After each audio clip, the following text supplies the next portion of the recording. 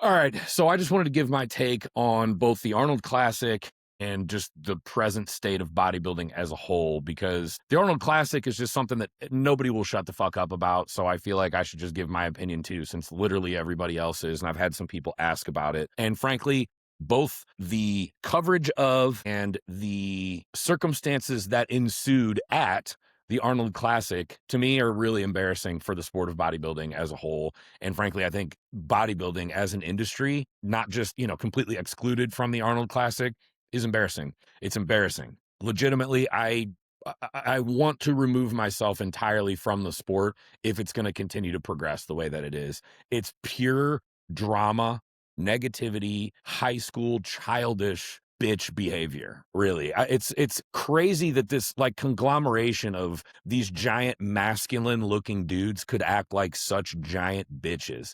It's seriously the most pathetic thing I've ever experienced. My takeaway from the Arnold Classic is Andrew Jack looked unbelievable and won the show. Why can't we talk about that? That I had him pegged to win the entire time. He won, looked amazing. That was awesome. Everybody else chose Nick, and I agree. Nick looked unbelievable. Probably the best he ever looked, and was a very deserving, very close second place. Why can't we talk about the battle between first and second? Or the fact that Hadi Chupin, who also looked incredible, particularly at finals, was right there in the running too. And it was like this incredible three-man battle between three potential Olympia contenders. But instead, all we want to talk about is how Martin behaved, which, by the way, inexcusable. It was pathetic. That's, again, bitch behavior, and it deserves scrutiny. But at the same time, if that's all you want to talk about after the Arnold Classic, the second most prestigious show in the world, grow up. Are we in high school? All we want to talk about is drama and beef between Nick and Martin and what was said or done between the two of them behind closed doors. Who gives a shit? Who gives a shit? Now we also want to take Andrew, who won and looked unbelievable there and won the second most prestigious show in the world. And now we're going to talk about how there may be some beef between him and Derek and beef between him and Samson. Who cares? First of all, I think all that stuff got squashed pretty much immediately. Just like Hadi announcing his retirement. That was like, we were immediate to go to the tabloids of bodybuilding with that, which of course got debunked within a matter of hours, which I knew would also happen. And then let's go a little step further into classic physique division. Wesley Visser shows up, looks unbelievable, deservedly wins. Hardly anybody's talking about it, because guess what? All we're talking about is Sam Sulek. And here's my opinion on Sam Sulek. And it's completely the opposite of like 99% of other people, because all everyone wants to focus on is negativity and bullshit and childish high school-like behavior. The kid looked unbelievable for a person who did his first show like 13 months ago. For anyone who's criticizing Sam Sulek, let's look at the archives of your third show ever. Let's look at the archives of what you looked like 13 months after the very first time you ever got on stage. Was it like that? Because I don't think it was. Did he deserve a pro card? Yeah, I think he did deserve a pro card. Did he deserve 8th place at the Arnold Classic? I don't know. That's what the judges said. And guess what? I don't remember at any point in history ever bitching about the placing between 8th and 9th place at any show. But because it's a guy that we're all jealous of, if it's a guy that we don't follow, which, by the way, I don't follow him. I've never paid attention to anything he said, not out of disrespect. I'm just not really interested. I don't think he really has a whole lot to provide that's going to benefit me as a 39-year-old who's been in the industry since he was like a little kid. But the way he showed up to an elite pro show, one of the best pro shows in the world, the second best pro show in the world, was unbelievable for a guy who just started competing literally last year. We can go back and forth about, was his posing inexcusable? What did your posing look like 13 months after your first show?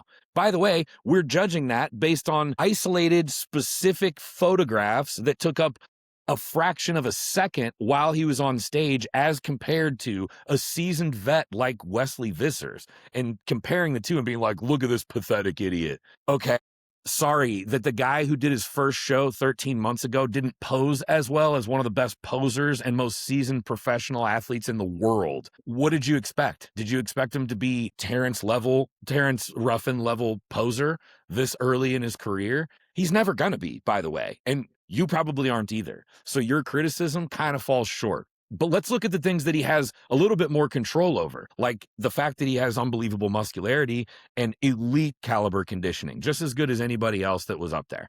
You could almost argue in some shots his conditioning looked just as good or better than Wesley's, who won. He just doesn't have the shape. Okay, How many other guys that are professionals in the IFBB Pro, even in the classic physique division, don't have perfect shape? Oh, it's like 99% of them, but you're just only going to compare him to the top 3, 4, 5 guys in the entire world. And because he's not up to snuff with them, 13 months into his competitive career, we're just going to shit on him. It was political that he got his pro card. It was political that he was doing when you win the Arnold Amateur, you automatically qualify for the Arnold. So there's nothing political about him doing that show. Had nothing to do with his influence in social media or whatever. Prove that. Like, if that's what you're going to claim it is, then prove that. And again, if you're going to criticize, the package that he brought to the stage or his posing, then let's go back to 13 months after the first time you got on stage and review your photos and tell me how much better you were. As a matter of fact, let's look right now. For a lot of the people who are making these overt criticisms to the kid, let's look at what you look like and what your posing looks like now. Is it that much better? Probably not. So just shut up. So then let's zoom out even further and just look at bodybuilding as a whole and forget the Arnold Classic, right? The Arnold Classic was pathetic.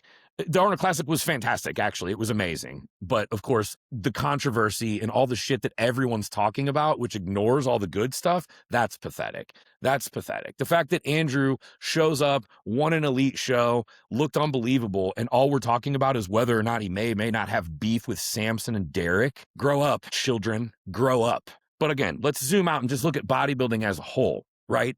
Because the whole industry is just like this. We've got this old generation of 90s bodybuilders and early 2000s bodybuilders that are retired and irrelevant and washed up that now have to criticize all the current bodybuilders and talk about how much better it was when they were competing. First of all, it wasn't. That's not how evolution works. There's no industry, there's no sport where the guys today are so much worse and regressed than the prior generations to them. And all of you experienced the same thing. When you guys were competing, the generations before you claimed they were better than you too, and it was shrugged off. But the fact of the matter is, they didn't have social media and a giant platform where everyone had to hear it 5,000 times a day. So the conversations were had in private by the insecure, retired, old, washed up bodybuilders that are no longer relevant, that are jealous of the people who currently are. So you can have those little private conversations and get away with it. If you're going to go on your podcast with tens, if not hundreds of thousands of viewers and just talk shit all day long about the current bodybuilders, which, by the way, bodybuilding's in the best state that it's ever been in. It's never been deeper. At the level, at the pro open level, we also have the 212s, which weren't in existence back then. We also have classic physique that didn't exist back then. We have men's physique that didn't exist back then. Bodybuilding as a whole, I'm just going to focus on the men's side of it, is by far deeper than it's ever been. So if we're just going to continuously bitch about that, I don't really want anything to do with it. It's seriously an embarrassment. Seriously an embarrassment. And I'm from an older generation. I'm pushing 40. I grew up with the sport, reading the magazines where we used to see what guys were doing, how they were eating, how they were training, stuff like that. That was what was exciting. Self-improvement, training your ass off, getting better, improving year after year. That's what bodybuilding revolved around. Now it's about the conversations that went on backstage between these two pros and so-and-so shoved so-and-so, and this person talked shit about this person, and so they're retaliating on social media, and we're going to take screenshots of their Instagram stories and plaster it all over social media so we can talk about all the controversy and all the little high school fucking drama. Grow up. Grow up. It's pathetic. It's just like politics. It's like bodybuilding has become the same thing as CNN versus Fox News. It's seriously the most sophomoric, anti-intellectual, pathetic bullshit I've ever seen. And it's embarrassing to be around. I love bodybuilding. I'm passionate about bodybuilding because I love training and self-improvement and doing what's necessary to get to the next level, whether it be with me or now at this point, now that I'm retired, with my clients and progressing them to those heights. You think I give a fuck about individual conversations that they're having with other people or beef between people? That's the shit that I gave up in high school. And everyone in this whole industry should have too. Unfortunately, that's not where we are. All we want to talk about is that. All we want to talk about is negativity. All we want to do is criticize the guy who's only been competing for 13 months about how he should have been so much better among the best pros in the world. And we want to criticize the guy who just won the Arnold Classic because we think Nick should have beaten him. Okay, whatever, dude. We want to criticize the guy who said a bunch of controversial shit. And don't get me wrong, I'm not giving Martin a free pass. Everything he did was microcosm of everything I'm talking about. It was pathetic. It was childish. It was sophomoric. It deserves criticism without question. He deserves all the criticism he's getting. He deserves being dropped from his supplement company. That's how the world works. But if all we're going to do is fixate on who said what and who's got beef with who and who deserved what or whose social media platform catapulted them to where they shouldn't actually be, all you do is sound like a little pathetic, jealous, insecure pussy, which is literally what 99% of this sport has become. And, you know, in any other generation, you would think the younger you go, it would be more prevalent. But oddly, it's the older you go. The older generations are the ones that are the most pathetic by far. And unfortunately, a lot of people just eat it up.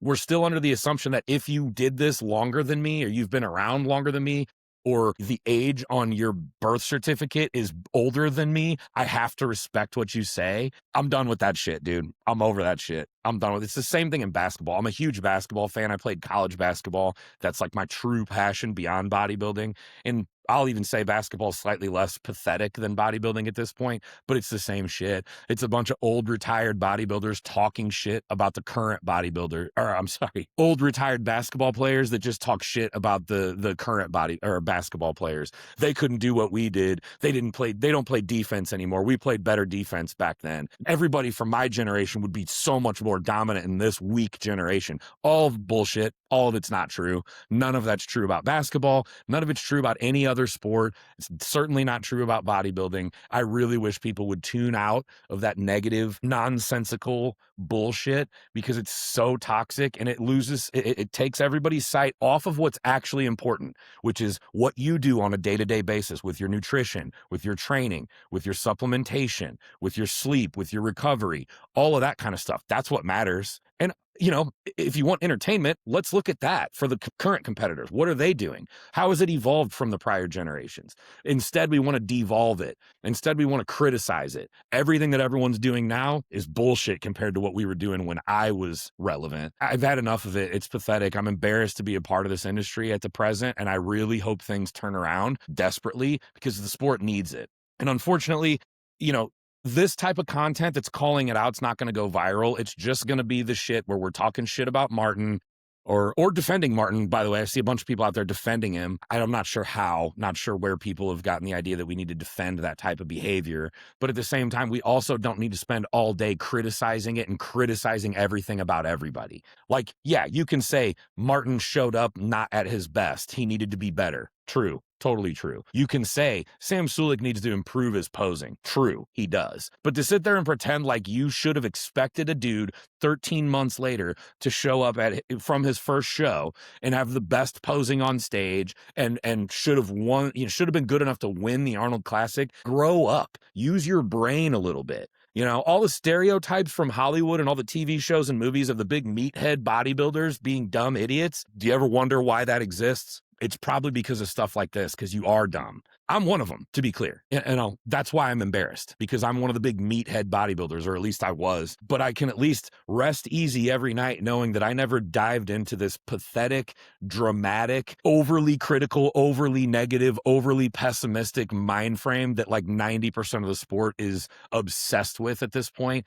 Like I said, be better, grow up, use what's left of your brain cells, and take the sport for what it is. It's the deepest, the biggest, and the best it's ever been. Let's be excited about that. Let's be excited about how the fact that there was a 3-man battle at the Arnold Classic of 3 elite competitors who looked unbelievable. None of us had a clue who was actually going to win out of the 3 of them by the time finals ended. And instead, all we did was criticize all the other people and criticize the judging and criticize the new guy and criticize.